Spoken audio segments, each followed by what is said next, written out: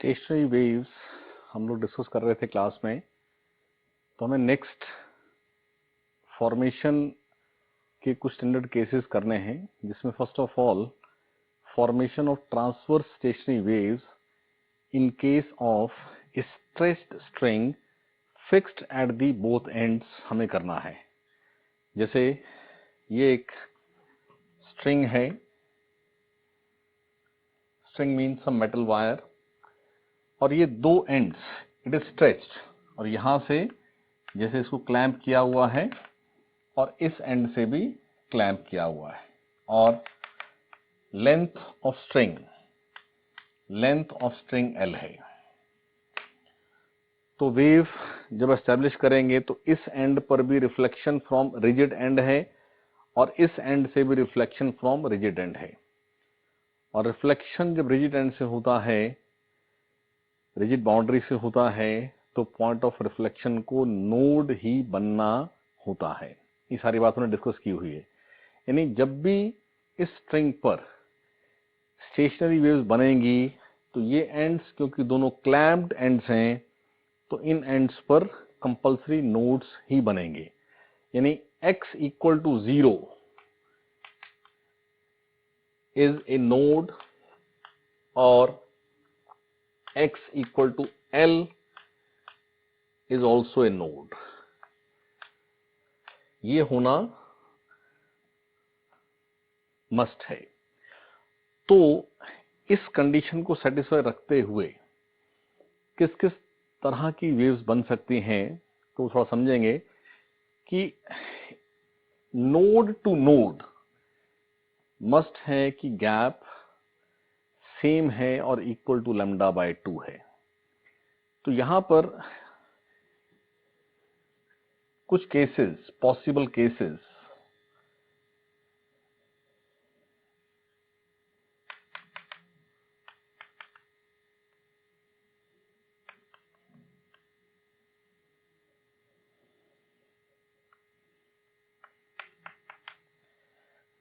जैसे ये and node और ये एंड नोड, तो इन दोनों का मिड एंटी नोड, यानी ये पूरा L ही है λ/2। लेकिन ये भी पॉसिबल है कि ये तो नोड्स हैं और ये मिड पॉइंट भी नोड है। इस तरह से ये स्ट्रिंग वाइब्रेट हो रही है,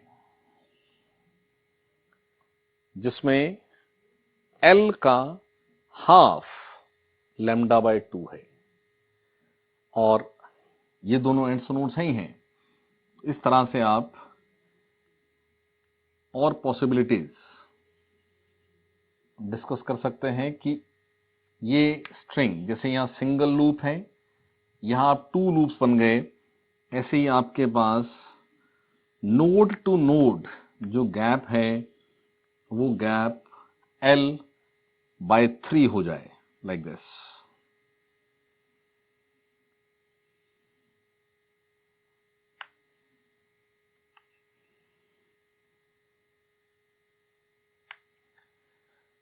एंड सो ऑन, हम आगे भी बात कर सकते हैं।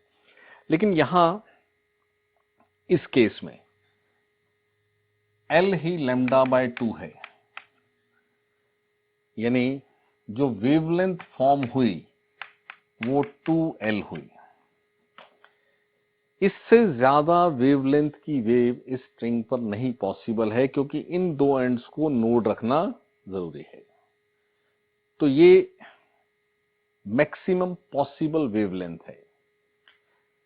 और फ्रीक्वेंसी की बात करें, फ्रीक्वेंसी होता है v/λ, तो ये फ्रीक्वेंसी है v/2L। ये मिनिमम पॉसिबल फ्रीक्वेंसी है। यहां बात करें तो L/2 है λ/2, यानी λ इज L, यानी ये फ्रीक्वेंसी है v/L, या कह सकते हैं 2 टाइम्स v/2L। यानी इस फ्रीक्वेंसी की वेव बनेगी, उससे हायर फिर इसका 2 टाइम्स ही पॉसिबल है, यानी this is the minimum frequency possible for the stationery waves on this string clamped at both ends and having length L. इससे लेस बन नहीं सकती, और इससे हायर, नेक्स्ट हायर इसका ही 2 टाइम्स है।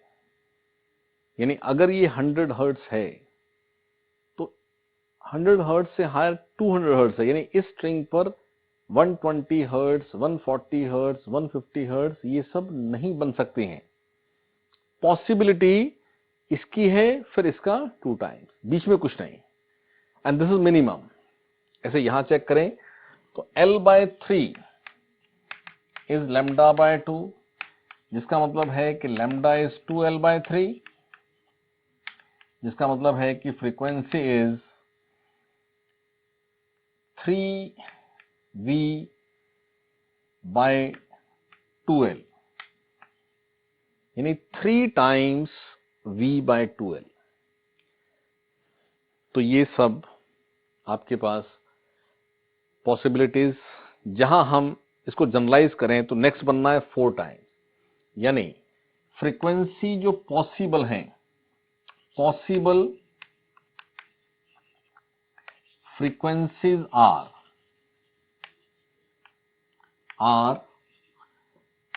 n times V/2L, where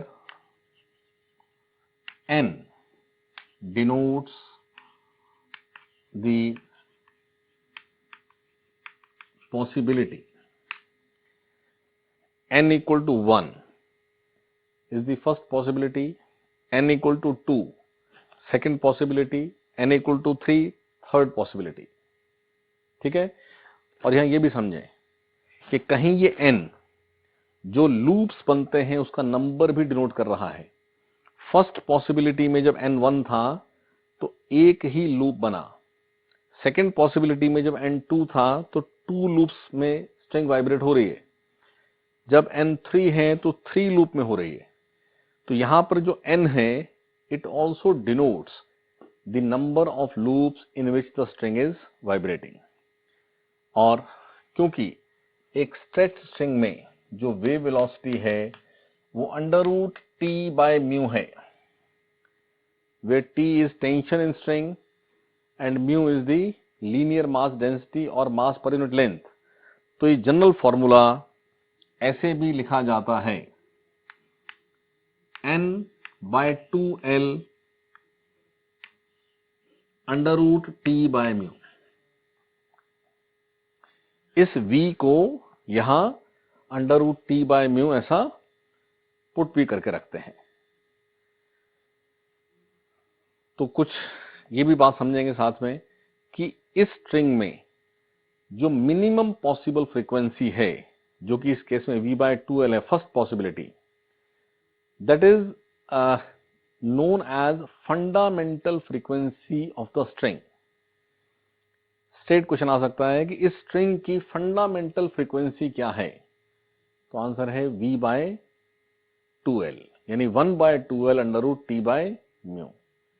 और जितनी हायर पॉसिबिलिटीज हैं they are known as overtones, यानी जो सेकेंड पॉसिबिलिटी है this is known as first overtone, जो थर्ड पॉसिबिलिटी है it is known as second overtone. यानी यहां ये कुछ टर्म्स हैं जो आपको समझ के रखनी है कि n equal to 1 implies fundamental frequency,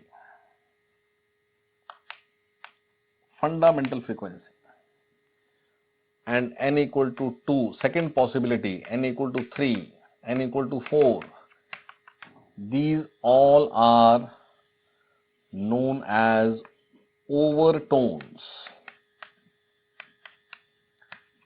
ठीक है, overtones, and this is first overtone, this is second overtone, ये टर्म्स आपको याद रखनी है क्योंकि स्ट्रेट ऐसे क्वेश्चन आएगा। That string is vibrating in third overtone, तो आपको समझ में आना चाहिए कि थर्ड ओवरटोन का मतलब है फोर्थ पॉसिबिलिटी। थर्ड ओवरटोन का मतलब है 4 टाइम्स द फंडामेंटल फ्रीक्वेंसी, ठीक है। और ये भी समझेंगे कि कोई भी फ्रीक्वेंसी, ये चाहे कोई भी ओवरटोन हो, कोई भी फ्रीक्वेंसी फंडामेंटल का अगर n टाइम्स है, 3 time 4 time 5 time n times, तो उसको बोलते हैं कि ये nth हार्मोनिक है। ये सब टर्म्स हैं। n टाइम्स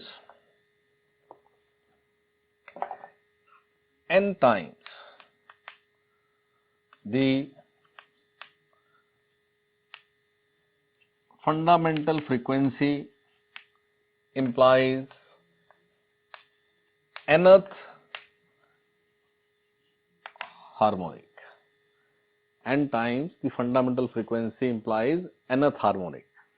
तो third overtone is fourth harmonic, second overtone is third harmonic and so on, ठीक है।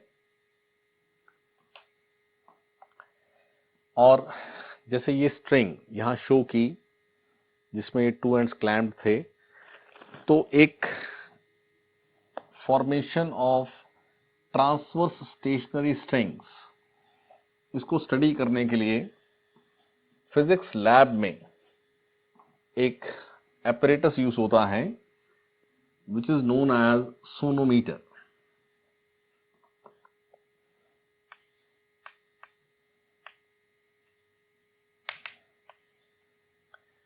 सोनोमीटर ये क्या डिवाइस है? बेसिकली हमारा एम है कि हम एक स्ट्रिंग अरेंज करें जिसका मास पर यूनिट लेंथ नोन हो और हम उसमें टेंशन क्रिएट करें और टेंशन भी हम फाइंड आउट कर सकें।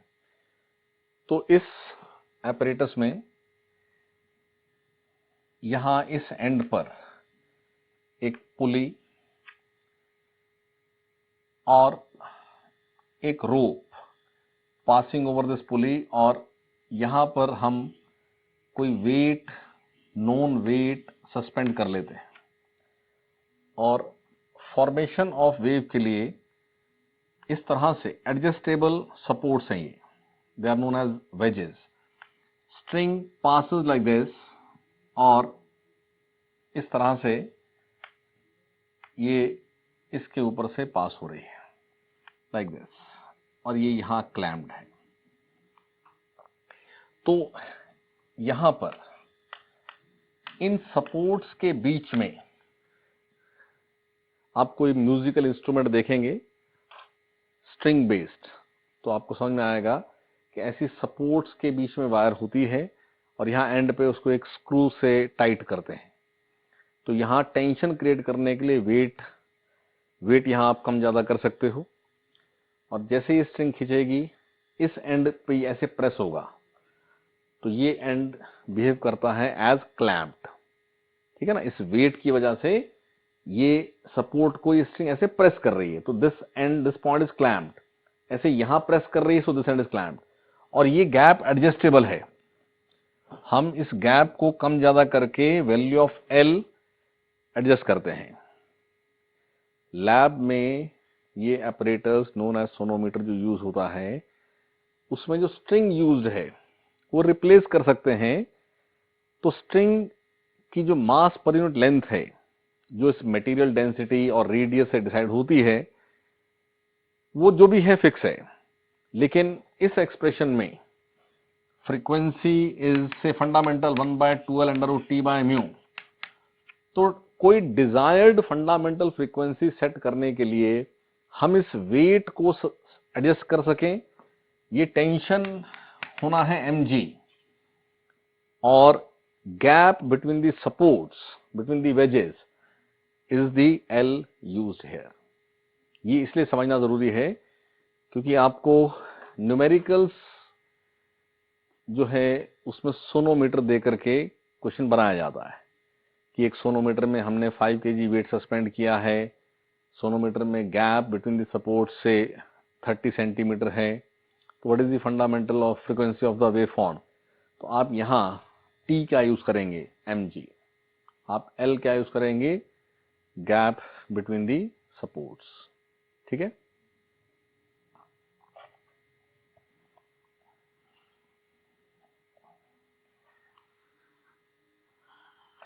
नेक्स्ट हमारे पास केस है formation of longitudinal stationery waves in case of pipes, जहां एयर कॉलम के अंदर हम स्टेशनरी वेव्स बनाते हैं, लॉन्गिट्यूडनल स्टेशनरी वेव्स। जैसे आपने फ्लूट देखी है, राइट?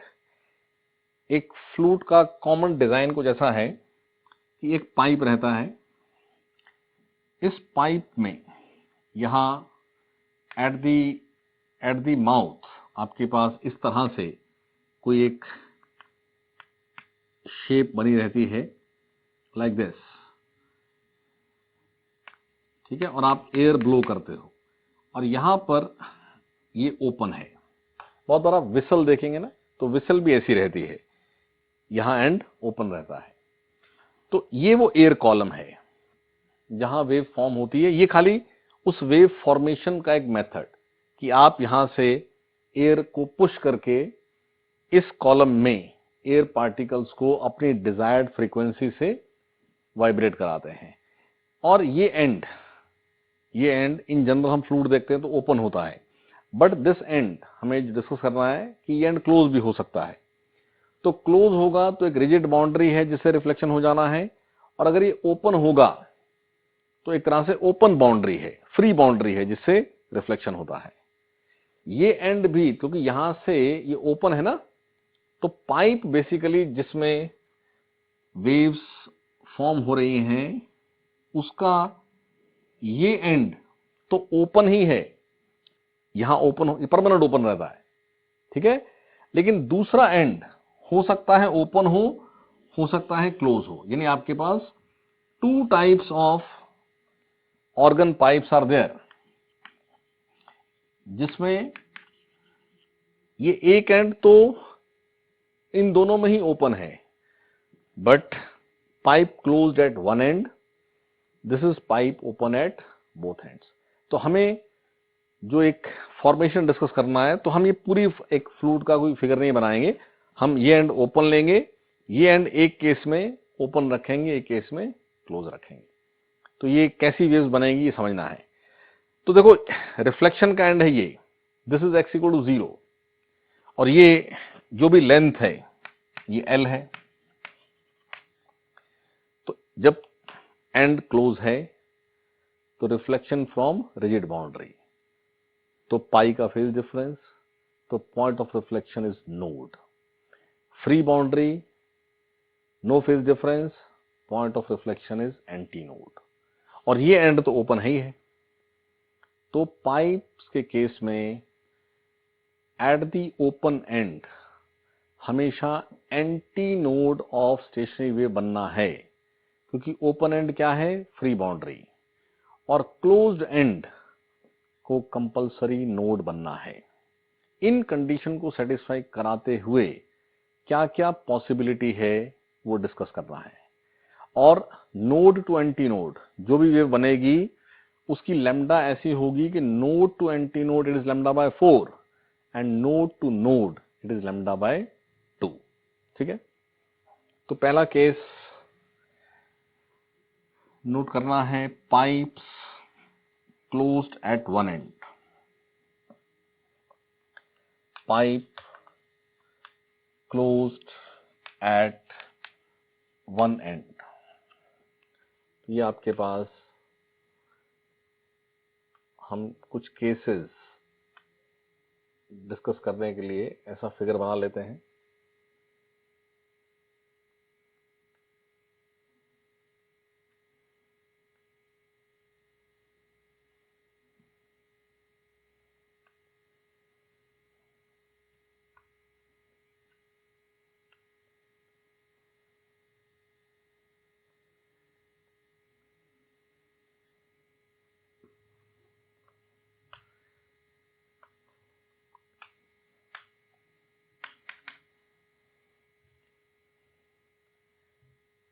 ये and anti node or closed end node. This is the simplest possible wave. Anti-node to node is lambda by 4. तो इसमें ये पूरा L lambda by 4 है, यानी lambda जो है वो 4L है, यानी फ्रीक्वेंसी जो है वो V upon 4L है. V is the velocity of wave in air. ठीक है. देन इससे नेक्स्ट पॉसिबिलिटी, ये एंड नोड और ये एंड एंटी नोड बनाते हुए बात करनी है, और नोड टू नोड जो गैप है वो सब बात सेटिस्फाई होनी चाहिए. तो यहां आपके पास ये केस बनेगा, देखो, जिसमें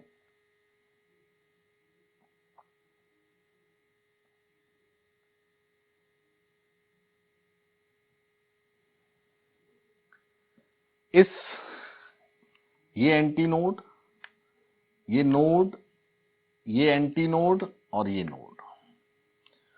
तो anti node node lambda by 4, lambda by 4, lambda by 4, यानी पूरी लेंथ का L by 3 is lambda by 4, यानी लैम्डा इज 4L बाय 3, यानी फ्रीक्वेंसी जो है वो 3V बाय 4L, यानी फंडामेंटल का 3 times.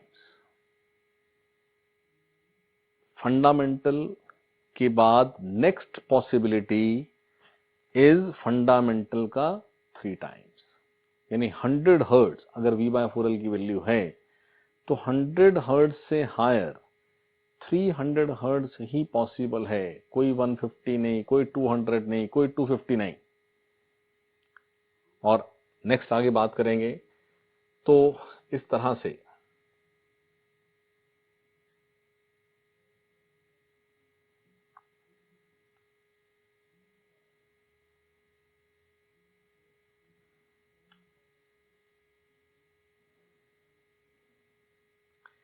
Anti node, anti node, anti node, node, node and node. तो यहां L का L by 5 is lambda by 4. 1, 2, 3, 4, 5, which means lambda is 4L upon 5, यानी next higher frequency is times V by 4L. Fundamental का 5 times, यानी अगर V by 4L की value 100 थी तो 100 के बाद 300, 500, बीच में कोई फ्रीक्वेंसी पॉसिबल नहीं है. तो ऐसे आप चेक करें तो आपके पास नेक्स्ट आप बनाने जाएंगे तो इसमें 7 आ जाएगा. अगेन आप देखें तो यहां इस तरह से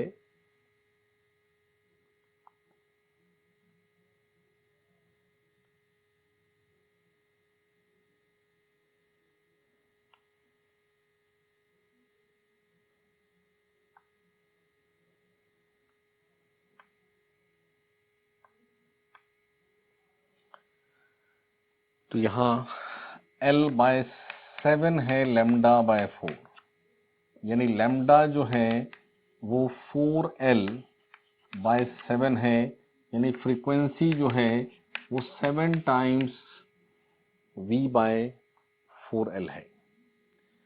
तो जनरल फॉर्मूला, क्योंकि ये V बाय 4L का ऑड मल्टीपल बन रहा है, तो general formula is 2n plus 1, sorry 2n minus 1. Why? Because n को 1 पुट करना है, n 0 यहां पुट नहीं कर सकते हैं. n1, n डिनोट्स दी पॉसिबिलिटी, तो पॉसिबिलिटी तो फर्स्ट से स्टार्ट होनी है ना. तो 2n माइनस 1 लिखो या 2n प्लस 1 लिखो, वो ऑड के लिए होता है. तो जब n को 0 से शुरू करना है तो 2n प्लस 1 लिखते हैं, n को 1 से शुरू करना है और ऑड मल्टीपल रखना है तो 2n माइनस 1 लिखते हैं. तो 2n minus 1 V by 4L, where n denotes the possibility. ठीक है. और फंडामेंटल, ओवरटोन, ये सब टर्म सेम है। n equal to 1 is first possibility और known as fundamental frequency.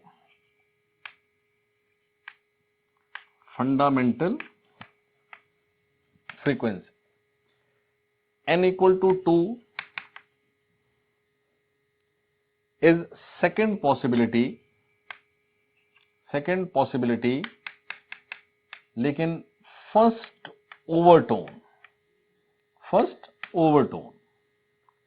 और फर्स्ट ओवरटोन n को 2 पुट करेंगे तो ये 3 टाइम्स v/4l यानी 3 टाइम्स फंडामेंटल।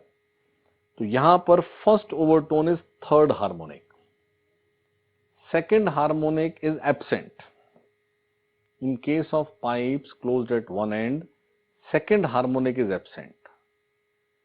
फंडामेंटल के बाद जो नेक्स्ट पॉसिबिलिटी है, ठीक है, फंडामेंटल के बाद next possibility, second possibility which is the first overtone, वो थर्ड हार्मोनिक है। Same n equal to 3 is third possibility और ये आपके पास सेकंड ओवरटोन, ठीक है। n इक्वल टू 4, 5, ये सब हम पुट करेंगे पॉसिबिलिटीज, लेकिन n इक्वल टू 3 पुट करने से ये बनेगा 5। तो fifth harmonic, second overtone is fifth harmonic, यानी यहां फोर्थ हार्मोनिक एब्सेंट है। n इक्वल टू 4 पुट करेंगे तो ये बन जाएगा 7। तो third overtone is seventh harmonic, यानी सिक्स्थ हार्मोनिक इज एब्सेंट। तो ये बात एज रिजल्ट याद रखनी है कि इन case of pipes closed at one and, even harmonics are absent. Only odd harmonics are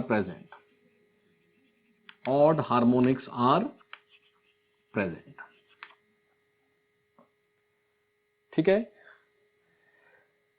Then in case of pipe open at both ends, ये case similar to string है, क्योंकि वहां स्ट्रिंग में दोनों एंड्स नोड बनते थे और pipes open at both ends में दोनों एंड एंटी नोड्स बनने हैं। तो इसी तरह से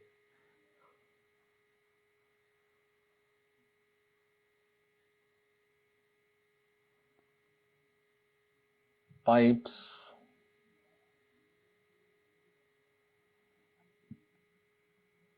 ओपन एट बोथ एंड्स बना लेते हैं।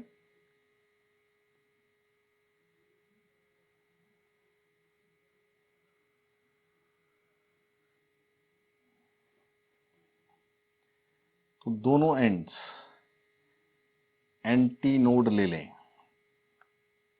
तो ये केस बनता है।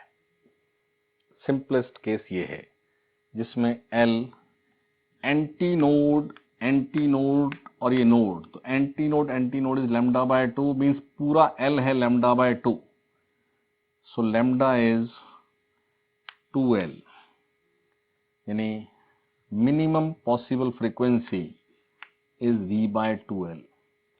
जैसा कि स्ट्रिंग के केस में minimum possible was v/2L, same case यहां है। देन नेक्स्ट पॉसिबिलिटी, तो आपके पास यहां एक नोट की जगह 2 नोट्स बन जाएंगे बीच में, like this.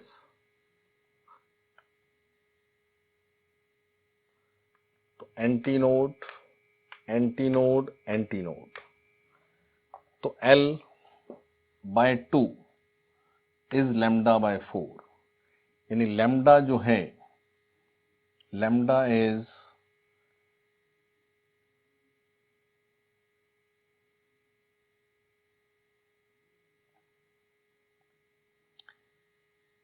L/2 is λ/2, so lambda is 2L/2 यानी L। तो ये फ्रीक्वेंसी बनती है V/L या इसको बोल देंगे 2 टाइम्स V/2L। ये की बात है ना। तो नेक्स्ट पॉसिबिलिटी फंडामेंटल का 2 times, same as in case of stretch strings. तो ऐसे ही आगे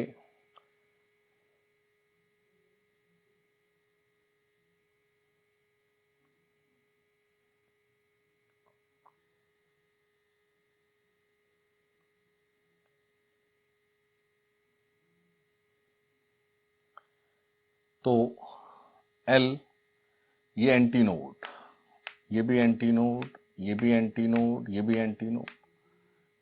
तो ये आपके पास L/3 is λ/2। Anti node to anti node gap is λ/2। तो ये आपके पास लैम्डा इज 2L/3।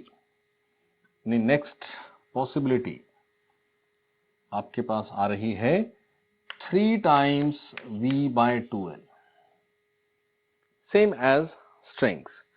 तो यहां पर जो जनरल फॉर्मूला है इन case of pipe open at both ends, it is n times V/2L, where n denotes the possibility. n equal to 1 is first possibility and it is fundamental frequency V/2L. n equal to 2 is second possibility and it is first overtone, but second possibility is the second harmonic. यानी इस case में even odd सभी harmonics present हैं। ठीक है, बाकी सब बात सेम है। n equal to 1 is fundamental और higher values of n are the overtones. लेकिन in case of pipe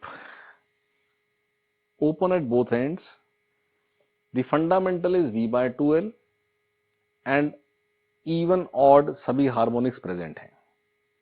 in case of pipe closed at one end, fundamental frequency is V/4L and only the odd harmonics are present, even harmonics are absent। इतनी बात आप याद रखेंगे। और एक इसमें एक पॉइंट है पाइप्स के केस में, जो ओपन एंड होता है, हमने ऐसा डील किया कि ओपन एंड एक्चुअली हम उस एयर को कंसीडर कर रहे हैं जो पाइप के अंदर है, और बाहर जो एयर है हम कह रहे हैं कि वो एक बाउंड्री है। वो जो एयर इनसाइड है और जो बाहर है वहां एक बाउंड्री है, तभी वहां रिफ्लेक्शन मान रहे हैं। तो एक्चुअल प्रैक्टिस में जो ये reflection of wave at the open and होता है ना, वो exactly at the mouth of pipe नहीं होता है, वो उससे स्लाइटली अवे होता है at the open and. Close and पर वहीं से होता है, और ये जो स्लाइट डिस्टेंस है above the open end of pipe, it is known as end correction, end correction। और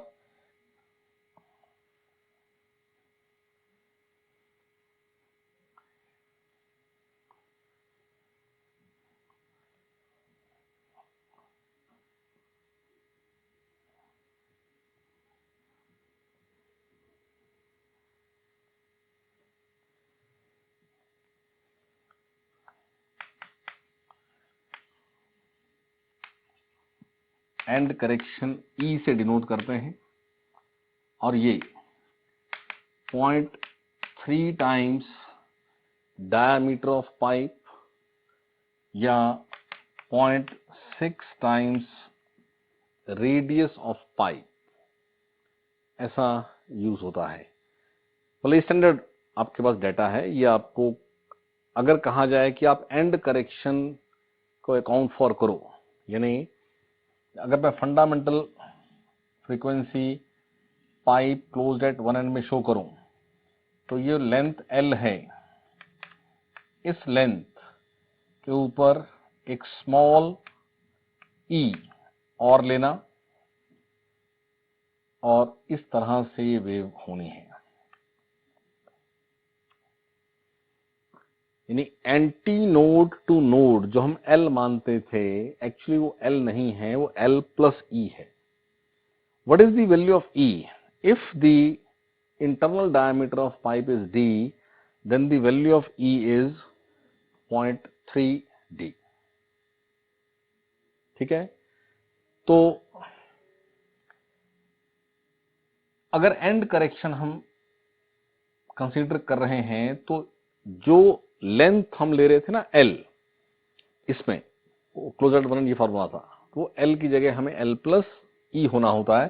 तो यहां पर जनरल फॉर्मूला जो है वो 2n minus 1 v upon 4 times L plus E हो जाता है। इन जनरल जब तक हमें कहा नहीं जाए हमने यही लेना है, बट समटाइम क्वेश्चन में एंड करेक्शन काउंट करो ऐसा बोल दिया जाता है, तो एंड करेक्शन लेनी है तो फॉर्मूला ये बन जाएगा।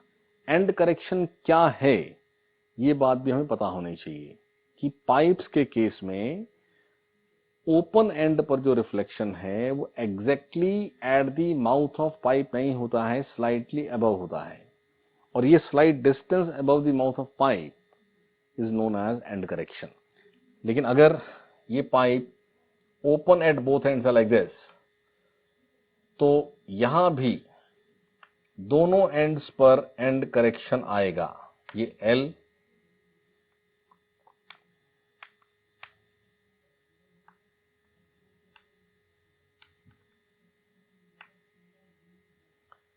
तो ये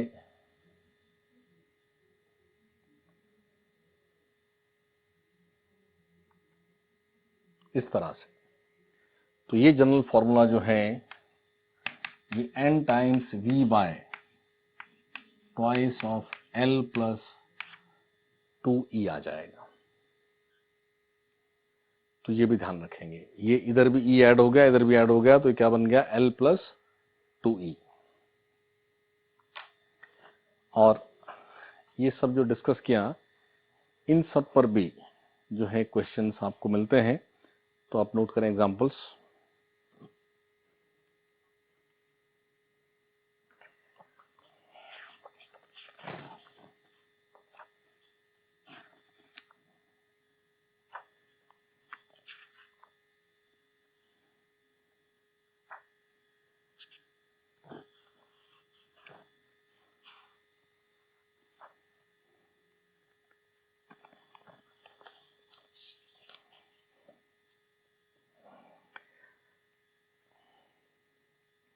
A sonometer wire vibrates with a frequency n, यानी ये उसकी फंडामेंटल फ्रीक्वेंसी, ठीक है। जब भी किसी इंस्ट्रूमेंट में अनलेस अनटिल कोई मेंशन्ड है कि ये सो एंड सो हार्मोनिक है, जनरल बात हो रही है, तो अंडरस्टूड है कि फंडामेंटल की बात हो रही है। Sonometer wire vibrates with A frequency n, it is replaced by another wire of 3 times the diameter, full stop. If tension and other parameters remain same, then what will be the frequency of vibration of wire, यानी fundamental frequency क्या हो जाएगी। तो in case of wire, sonometer का मतलब है कि it is fixed at the ends, तो ये फ्रीक्वेंसी जो n गिवन है 1/2L under root T by mu है। तो जब आप टेंशन सेम रख रहे हो, लेंथ सेम रख रहे हो, तो आप क्या चेंज कर रहे हो, सोनोमीटर की wire has been replaced by the wire जिसका डायमीटर 3 टाइम्स द इनिशियल है, तो उसका जो मास पर यूनिट लेंथ है ना वो बढ़ गया है। तो यहां से ध्यान रखेंगे कि mu which is mass per unit length, mass per unit length. Know what is mass, it is volume into material density. तो पाई आर स्क्वायर एल, अगर उस वायर का रेडियस आर है तो उसका वॉल्यूम है पाई आर स्क्वायर एल, और material density है रो अपॉन एल, तो एल से एल कैंसिल, तो ये म्यू है पाई आर स्क्वायर रो। तो जब आप ऐसी वायर से रिप्लेस करेंगे जिसका डायमीटर 3 टाइम्स है, मतलब उसका रेडियस भी 3 टाइम्स है, यानी यहां अगर हम इसको रिप्लेस कर दें तो ये एक्सप्रेशन ये है पाई आर स्क्वायर रो। तो मटेरियल सेम, अरे समझ में, तो n initial upon n final, ये आर स्क्वायर है तो रूट हट जाएगा, बाकी सब सेम है, तो ये R final upon R initial है, और R final 3 times R initial है, तो n फाइनल n इनिशियल का 1/3, यानी अगर पहले फंडामेंटल फ्रीक्वेंसी n थी तो अब फंडामेंटल फ्रीक्वेंसी n/3 हो जाएगी। ठीक है, next question. A wire under tension vibrates with a frequency of 450 hertz. With a frequency of 450 hertz, full stop. What would be the fundamental frequency if the wire were half as long, twice as thick, and under 1/4 tension? यानी फिर से इसी तरह का question है, हमें initial frequency given है 450 hertz, ठीक है, और हमसे फाइनल फ्रीक्वेंसी पूछा है। अब क्या क्या गिवन है कि जो लेंथ है वायर हाफ एज लॉन्ग, यानी लेंथ फाइनल जो है वो L इनिशियल बाय 2 है, radius final twice as thick, radius final जो है 2 टाइम्स रेडियस इनिशियल है, ट्वाइस थिक, और tension final 1/4 of initial tension.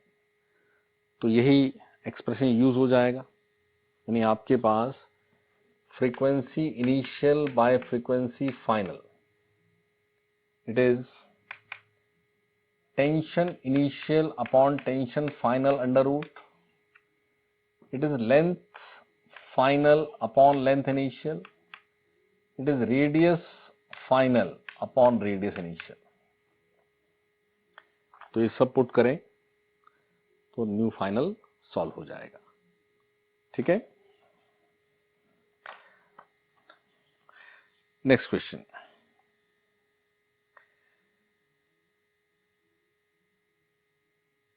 A tuning fork vibrating with a sonometer having a length of wire 20 centimeter produces 5 beats per second, full stop. The beat frequency does not change if length of wire is changed to 21 centimeter. What is the frequency of tuning fork? जैसे tuning फोक एक instrument है जो एक certain frequency की wave produce करता है, sonometer भी एक इंस्ट्रूमेंट है जो वेव प्रोड्यूस करता है। तो सोनोमीटर और ट्यूनिंग फोक की फ्रीक्वेंसी में कुछ डिफरेंस रहा होगा, तो जब हमने दोनों को साइमल्टेनियसली साउंड किया तो हमें बीट्स मिल रहे हैं। ठीक है, क्वेश्चन सेज कि वायर की लेंथ को 20 रखें तो 5 बीट्स मिलती हैं ट्यूनिंग फोक के साथ, और 21 रखें तो भी 5 मिलती हैं। अरे समझ में, यानी अगर ट्यूनिंग फोक n है तो इन दोनों लेंथ्स पर किसी एक लेंथ पर वो n-5 है और दूसरी लेंथ पर n+5 है। अरे समझ में, और लेंथ यहां डिनोमिनेटर में है, लेंथ बढ़ाओगे तो फ्रीक्वेंसी कम होनी है, यानी n-5 और n+5 में कौन सा n-5 है, तो 1/20 √T/μ, और कौन सा n+5 है, वो है 1/21। आई एम सॉरी, ये जो हायर है वो 20 है और जो लोअर है वो 21 है, क्योंकि डिनोमिनेटर बढ़ेगा तो ये कम हो जाएगा। तो यहां से n is the frequency of tuning fork. आया समझ में? तो 20 into n plus 5 is equal to 21 into n minus 5। तो यहां से n सॉल्व हो जाएगा। नेक्स्ट नोट करें, a wave of frequency 100 hertz, a wave of frequency 100 hertz is sent along a string towards a fixed end. A wave of frequency 100 hertz is sent along a string towards a fixed end. Full stop. When this wave travels back after reflection, a node is formed at a distance of 10 centimeter from the fixed end of string. What is the speed of incident wave and reflected wave? तो देखो during reflection frequency तो रहती है same, तो frequency of wave 100 hertz है और ये wave को टुवर्ड्स ए फिक्स्ड एंड भेजा है। Fixed and means rigid boundary. तो जब वहां से रिफ्लेक्शन होगा तो फिक्स्ड एंड पे क्या बनेगा? नोड। क्वेश्चन सेज कि फिक्स्ड एंड से 10 सेंटीमीटर पर नोड मिला, तो ये हमें क्वेश्चन में सोचना है कि फिक्स्ड एंड भी नोड था और फिर उसके बाद 10 सेंटीमीटर के बाद नोड मिला और नोड टू नोड गैप होता है λ/2। इट मींस दैट 10 सेंटीमीटर जो गिवन है इट इज λ/2। तो 10 सेंटीमीटर λ/2, तो लैम्डा इज 20 सेंटीमीटर और v होता है nu lambda. 20 centimetre means 0.2 metre, तो 100 इंटू 0.2 यानी कि 20 metre per second. Speed of wave it is 20 metre per second.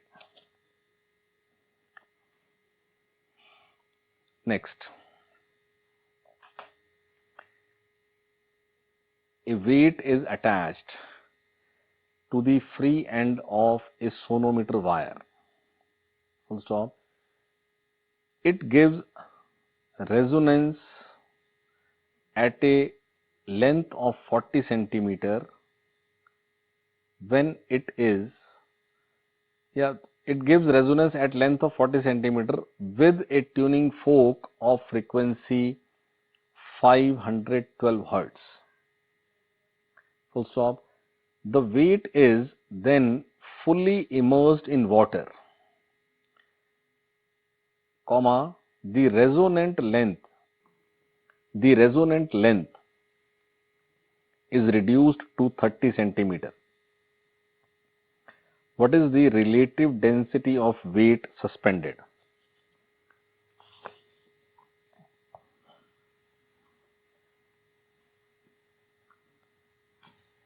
ऐसा कहना कि sonometer wire it is in resonance with A tuning फोक का मतलब होता है कि सोनोमीटर वायर की फ्रीक्वेंसी वही है जो ट्यूनिंग फोक की है। देखो, एक सोनोमीटर वायर की लेंथ से, टेंशन से और म्यू से उसकी जो पॉसिबल फ्रीक्वेंसीज हमने डिस्कस किए हैं वो सब उसकी नेचुरल हैं, ठीक है। लेकिन जब कोई फोक, यानी वो क्या हो गया, एक्सटर्नल पीरियोडिक फोर्स, वो आकर के इसको वाइब्रेट कराएगी तो wire has to vibrate with the frequency of fork. लेकिन अगर बाय चांस इस वायर की अपनी जो फंडामेंटल है वो फोक के ही इक्वल है तो हम बोलेंगे कि वायर इज इन रेजोनेंस। तो खैर यहां हमारा काम इतना ही है कि जो फोक की फ्रीक्वेंसी थी वही आपके पास इस सोनोमीटर की फ्रीक्वेंसी थी।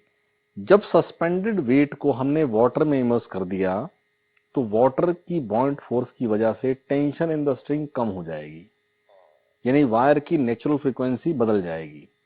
तो उसी फोक के साथ रेजोनेंस कराने के लिए, यानी फिर से वही फ्रीक्वेंसी बनाने के लिए जो फोक की है, हमें इसकी लेंथ चेंज करनी पड़ी।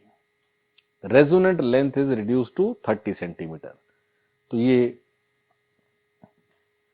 रियल वेट, आपने फ्लूइड्स में सब बात समझी हुई है, ये होता है mg यानी कि vdg। और एपरेंट वेट जो कि mg माइनस बॉइंट फोर्स है यानी कि v into D minus rho G है। तो एक सोनोमीटर में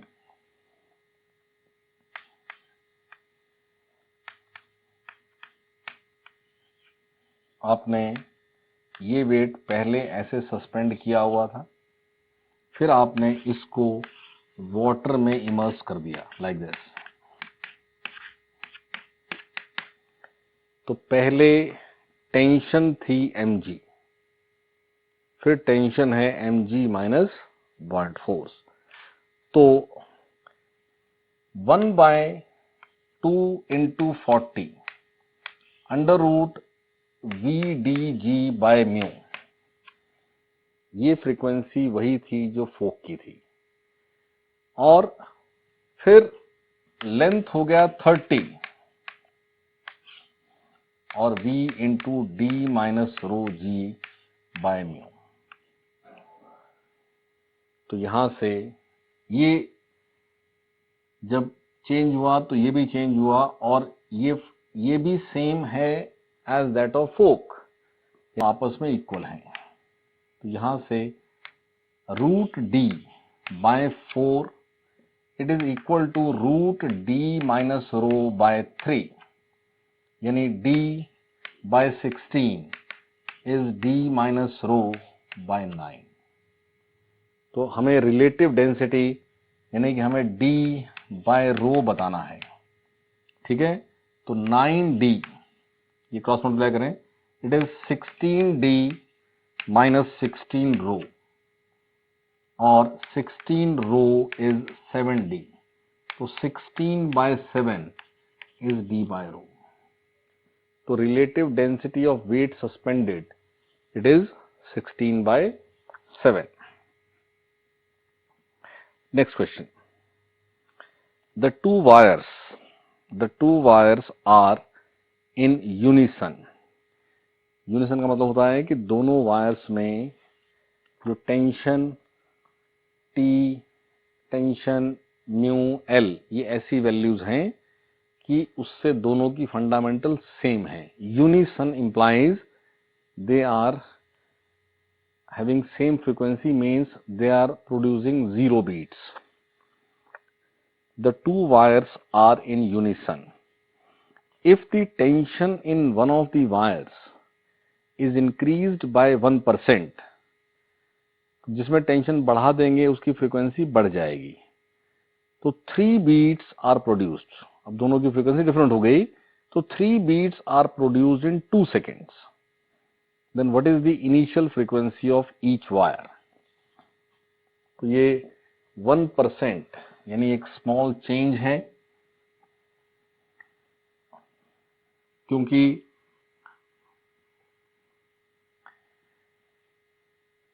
जो फ्रीक्वेंसी प्रोड्यूस की जाती है वो frequency directly proportional to under root of tension है। तो यानी डेल्टा न्यू बाय न्यू, ये 1/2 times delta T by T है, ठीक है। तो पहले दोनों वायर्स की फ्रीक्वेंसी न्यू थी, दे आर इन यूनिसन। फिर एक की हमने न्यू ही रखी है, लेकिन दूसरे की फ्रीक्वेंसी थोड़ी सी बढ़ गई क्योंकि टेंशन 1% बढ़ा दी।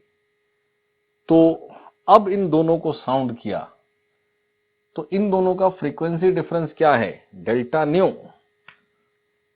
तो 3 beats in 2 seconds। So what is beat frequency? It is 3/2। और यहां से डेल्टा न्यू जो है वो 1/2 delta T by T times nu है। हमसे initial frequency of each wire पूछी हुई है, तो इस डेल्टा न्यू को इक्वेट कर दे। 3/2 is 1/2 delta T by T into nu. Not tension में जो फ्रैक्शनल चेंज हुआ वो है 1%, तो डेल्टा टी बाय टी हमें गिवन है 0.01, तो 3, ये 2 कैंसिल हो गया, 3 इंटू ये 3 यहां लिखें 0.01 न्यू, तो ये न्यू सॉल्व होता है 300 हर्ट्ज। तो initial frequency of each wire it is 300 hertz. Next,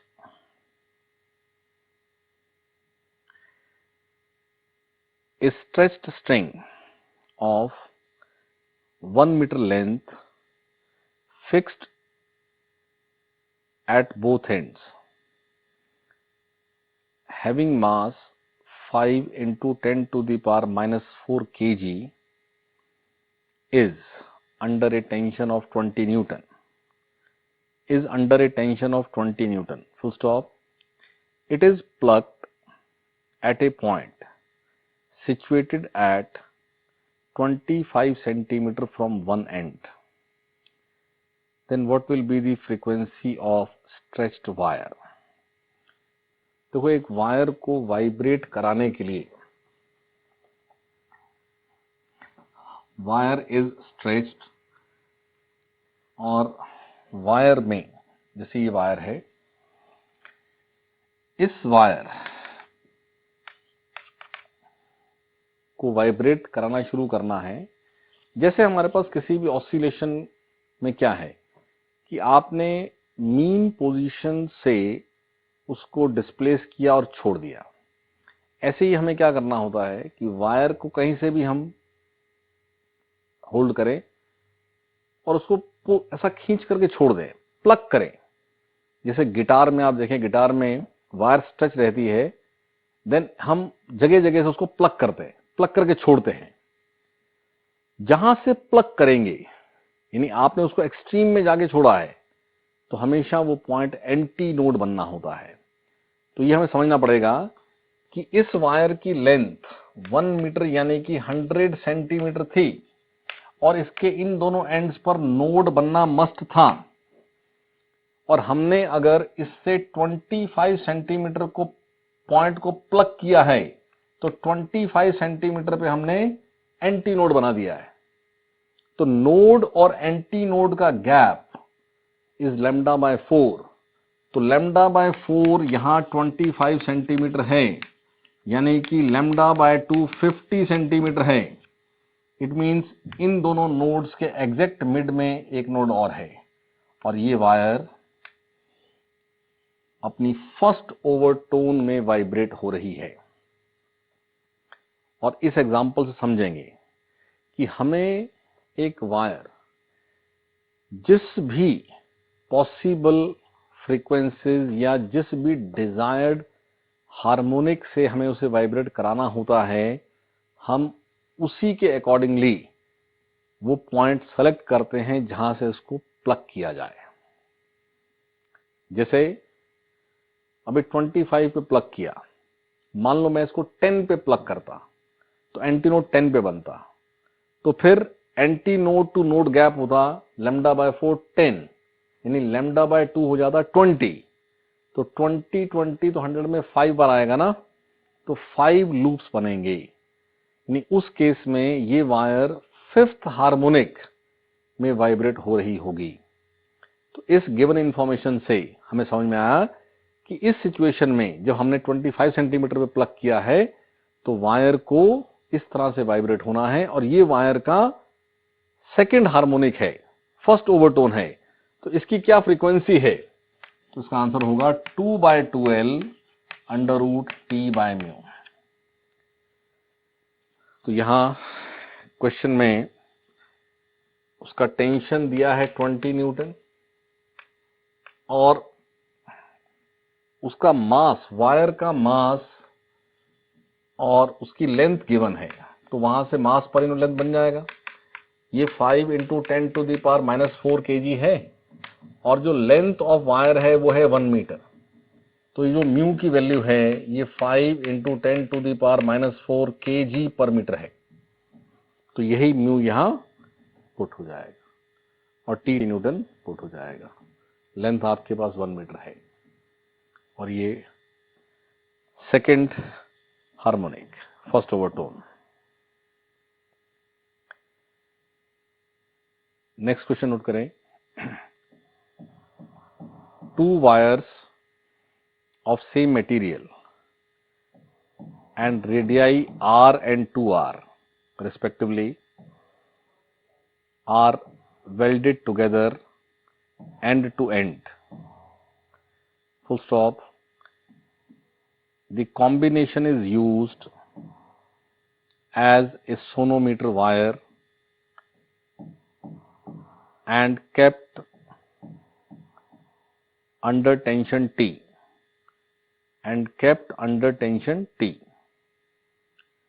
full stop. The welded point is midway between the two bridges, full stop. When stationary waves are set up in the composite wire, comma, the joint is a node, then what is the ratio of the number of loops formed in thinner to thicker wire? एक sonometer में जो wire used है वो एक single wire नहीं है। वो wire कैसी है कि ये इस तरह से रेडियस r, वायर का रेडियस r, और ये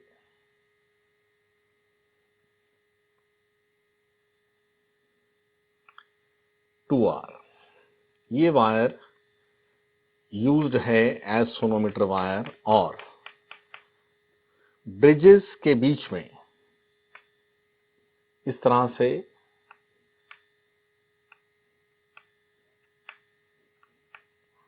ये जो जॉइंट है वो ब्रिजेस के बीच में है, विच मीन्स जो लेंथ ये है वही लेंथ ये है। और साथ ही साथ ऐसा बोला है कि ये जो जॉइंट है ये नोड है। देखो हमने इनिशियली भी डिस्कस किया था कि एक वेव, यहाँ क्या होगा कि वेव मान लो ट्रेवल करेगी ना, तो इस पार्ट में वेव की वेलोसिटी और इस पार्ट में वेव की वेलोसिटी डिफरेंट है, क्योंकि इस पार्ट का म्यू अलग है, इस पार्ट का म्यू अलग है, ठीक है। लेकिन वेलोसिटी डिफरेंट होने पर भी जो वेव प्रोपेगेट होती है तो मीडियम चेंज हो जाने से फ्रीक्वेंसी चेंज नहीं होती है। यानी इस पार्ट में और इस पार्ट में फ्रीक्वेंसी डिफरेंस नहीं हो सकता है, फ्रीक्वेंसी ऑफ वेव फॉर्म्ड यहां और यहां सेम है, ठीक है। तो अब वही पूछा है क्योंकि दोनों का जब म्यू डिफरेंट है तो फिर ये सेम होने का मतलब है कि दोनों सेम हार्मोनिक में नहीं है। यानी नंबर ऑफ लूप्स इसमें अगर n1 है और इसमें अगर n2 है तो n1, देखो ये पॉइंट यहां नोड है, ये पॉइंट समझना, इसलिए बात हो रही है क्योंकि ये वायर का ये एंड नोड और यहां ये एंड नोड, तो इतने पार्ट में ये वायर बिहेव कर रही है एज सच वायर जिसके दोनों एंड नोड होते थे, और ये वायर ऐसे बिहेव कर रही है जिसमें दोनों एंड नोड होते थे। यानी इसकी फ्रीक्वेंसी, अगर यहाँ n1 लूप्स बने हैं तो n1/2l √t/μ1 है, और इसकी फ्रीक्वेंसी n2/2l √t/μ2 है, और ये दोनों फ्रीक्वेंसी सेम है, लेंथ इज सेम। ये फॉर्मूला तब यूज करते हैं जब दोनों एंड नोड बने, तो L सेपरेशन के दोनों एंड नोड बने तो क्योंकि हमें कहा है कि जॉइंट इज नोड तो हम यूज कर सकते हैं। तो यहां number of loops in thinner wire to thicker wire it is √μ1/μ2, और अभी डिस्कस किया था कि म्यू होता है πr² रो। तो material is same, r is different और ये स्क्वायर है, तो ये r1/r2। तो थिक वायर का रेडियस थिन वायर का डबल है, तो r2 इज 2 टाइम्स r1, तो यानी n1/n2 ये 1/2 है, विच मीन्स यहां अगर एक लूप है तो इसमें इस तरह से ये 2 लूप्स आर देयर,